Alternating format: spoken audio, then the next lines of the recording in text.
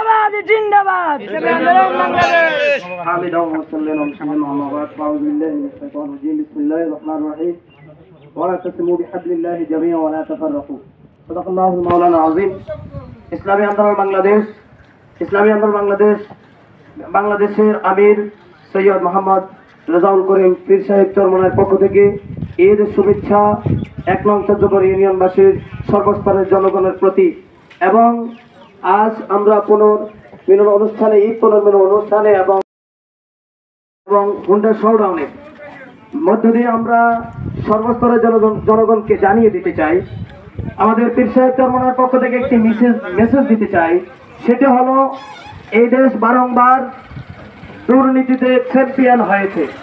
আমরা আর চাই না এই দেশ আবার দুর্নীতিতে চ্যাম্পিয়ন হোক, ঠিক কিনা? আমরা এজন্য পীর সাহেব চরমনাই আমাদেরকে যে মেসেজ দিয়েছেন, এই দেশের সার্বভৌমত্ব রক্ষার জন্য, এই দেশকে একটি বৈষম্য থেকে দূর করার জন্য ইসলামের বিকল্প কোনো কিছু নাই, ঠিক না? এজন্য ইসলামকে আমরা ক্ষমতায় আনলে এই দেশের ইসলাম, দেশ, মানবতা, এই সব কিছু ঠিক থাকবে, ঠিক না? আজ ইসলাম এই দেশে না থাকার কারণে, পার্লামেন্টে ইসলামের অবস্থান না থাকার কারণে, এবং সেই জন্য আমাদের মানবতা আজকের বিপর্যয় ঘটে গেছে, ঠিক না? এজন্য মানবতা বলতেই এই দেশে আমরা হারান হয়েছি, যেখানে ছেলে মাকে হত্যা করে, ছেলে বাবাকে হত্যা করে কি করে না। সুতরাং মানবতা একেবারে বিপর্যয় হয়ে গেছে। সেই জায়গাটুকু থেকে যদি আমরা এই দেশকে যদি উত্তরণ করতে হয়, এবং এই দেশকে যদি আমরা অন্য রাষ্ট্রের সেই ছোঁয়া থেকে, তাদের অন্যায় অপরাধ থেকে যদি এই দেশকে রক্ষা করতে হয়, সার্বভৌমত্ব রক্ষা করতে হয়, তাহলে ইসলামী আন্দোলনের বিকল্প কিছু নেই। সেই তার ধারাবাহিকতা আপনারা দেখেছেন 2024-এর সেই গণ অভ্যুত্থানে ইসলামী আন্দোলন বাংলাদেশ শুধুমাত্র তাদের রাজনীতির ব্যানার নিয়ে এসে আন্দোলন করেছেন। তারা আন্দোলন এই জন্য করেছেন, এই দেশের জনগণকে একটি বৈষম্য থেকে মুক্ত করার জন্য, এই দেশের সর্বস্তরের জনগণকে এবং তাদের অর্থ সম্পদ, মান সম্মান সবকিছু রক্ষার জন্য ইসলামী আন্দোলন রক্ত দিয়েছে, জীবন দিয়েছে। পীর সাহেব চরমনায় বলেছিলেন, আরো যদি রক্ত দিতে হয় আমরা আরো রক্ত দেব, ঠিক করে?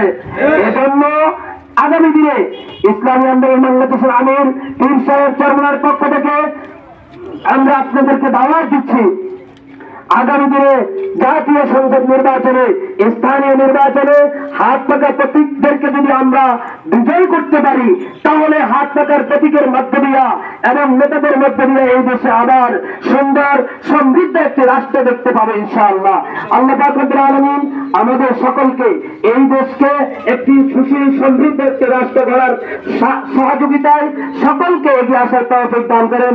আমি আমার ইসলামী আন্দোলন বাংলাদেশ সুবর্ণচর পশ্চিম থানা শাখার পক্ষ থেকে সকলকে আন্তরিক মুবারক জানিয়ে, এবং আগামী দিনে দেখা হবে রাজপথে, স্লোগান হবে, কথা হবে স্লোগানে, আর দেখা হবে রাজপথে ইনশাআল্লাহ।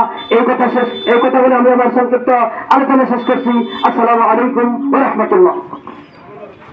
সংগ্রামী সাথী বন্ধুগণ, এই পর্যায়ে আপনাদের সম্মুখে বক্তব্য নিয়ে আসছেন ইসলামী যুব আন্দোলন বাংলাদেশ নোয়াখালী জেলা দক্ষিণ শাখার মহিলা পরিবেশ কল্যাণ সম্পাদক জননেতা হাফেজ মৌলানা শহীদুল্লাহ। বক্তব্য নিয়ে আসছেন হাফেজ মৌলানা শহীদুল্লাহ। আসসালামু আলাইকুম ওয়া রাহমাতুল্লাহি ওয়া বারাকাতুহু।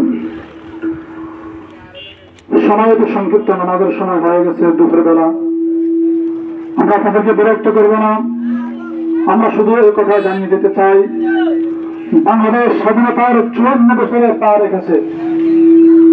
এই 54 বছরের স্বাধীনতার বয়সে এদের যারা শাসন করেছে, আমাদেরকে বারবার স্বপ্ন দেখিয়েছে, আমাদেরকে স্বাধীনতার গল্প শুনিয়েছে, কিন্তু আমাদেরকে স্বাধীন করতে চায় নাই।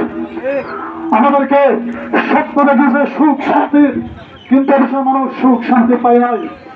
কেউ স্বাধীন বাংলার স্লোগান দিয়েছে, কেউ সবুজ বাংলার স্লোগান দিয়েছে, কেউ দুর্গম বাংলার স্লোগান দিয়েছে, কেউ আবার স্মার্ট বাংলার স্লোগান দিয়ে সমস্ত দুর্নীতিকে বাজার চেষ্টা করেছে। মহতরম হাজিরিন, আমরা স্পষ্ট ভাষায় জানিয়ে দিতে চাই, আগামী নির্বাচনে আমরা সোনার বাংলা চাই না, সবুজ বাংলা চাই না, স্বাধীন বাংলা চাই না। ডিজিটাল আর স্মার্ট বাংলার মাধ্যমে ডিজিটাল বিরোধী করতে দেওয়া চলে না। আগামী নির্বাচনে আমরা ঐক্যবদ্ধ হয়ে সোনার বাংলায়, ইসলামী বাংলায় পরিণত করবার কি বলেন ইনশাআল্লাহ। মহতরম হাজিরিন, আল্লাহ পাক রব্বুল আলামিন কালামে হাকিমে বলেছেন, মুহাম্মাদুর রাসূলুল্লাহ والذين معه أشداء على الكفار।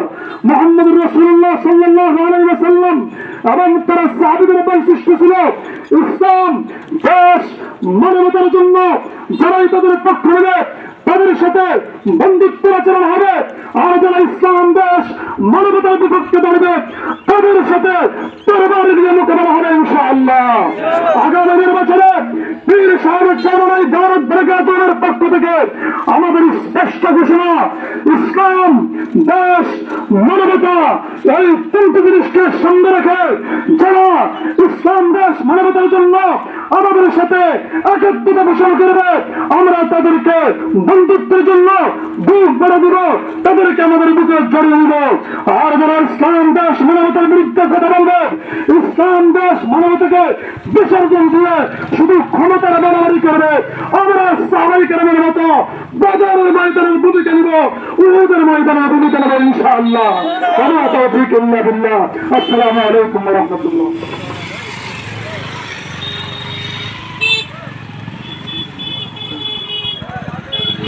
সংগ্রামী সাথী বন্ধুগণ, সরকারি বক্তব্য নিয়ে আসছেন ১ নং সারজাপুর ইউনিয়নের হাত ফাঁকা মনোনীত সম্মানিত চেয়ারম্যান প্রার্থী জননেতা হাফেজ মাওলানা ওয়ালিউল্লাহ ভূঁইয়া। বক্তব্য নিয়ে আসছেন জননেতা মাওলানা ওয়ালিউল্লাহ ভূঁইয়া। আসসালামু আলাইকুম ওয়া রাহমাতুল্লাহ। প্রিয় কাঞ্চন বাজারের ব্যবসায়ী বন্ধু এবং ১ নং সারজাপুরের সর্বস্তরের জনগণ ভাইয়েরা, আমাদের দল কি জন্য নির্বাচন করে আপনারা জানেন। ইসলামী আন্দোলন বাংলাদেশ কি চায় এই বিষয়ে অনেক বক্তব্য শুনেছেন এবং আমাদের দলকে জানেন, আপনারা চিনেন, বুঝেন।